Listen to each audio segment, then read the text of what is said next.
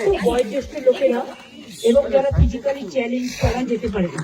সেজন্য অনেকের সাথে আমার কথা হয়েছে, এখানে ওরা গ্রিন কার্ডের অ্যারেঞ্জমেন্ট করছে, ইলেকট্রিক কার্ড, যেটা বয়োজ্যেষ্ঠ মানুষরা এবং ফিজিক্যালি চ্যালেঞ্জ যারা উপরে উঠতে পারে না তারা যাতে মহাকালী মন্দির দর্শন করতে পারে।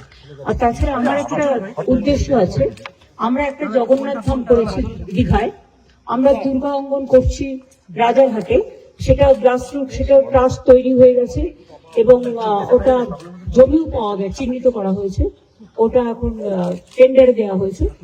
আর আর্কিটেকচারটা আমি দেখে নিয়েছি। আমার আরেকটা আছে যে আমি একটা জমি ডিএমকে দেখে রাখতে বলেছি শিলিগুড়ির পাশাপাশি, ভালো জমি, যেখানে কনভেনশন সেন্টার হবে, তার পাশে আমি একটা বড় মহাকাল মন্দির করব, যেটা হচ্ছে সবচেয়ে বড় শিব করব। এটা করতে হয়তো টাইম লাগবে, আমাকে এটা ট্রাস্ট করতে হবে, তাদের দিয়ে করাতে হবে, বাট গভর্নমেন্ট আমরা ফুল কোঅপারেট করবো, জমিতে আমরা বিনা পয়সায় দেবো এবং নিজেরাই করবো, সবাইকে নিয়ে, প্রাইভেট পার্টিদের নিয়ে যারা ইন্টারেস্টেড।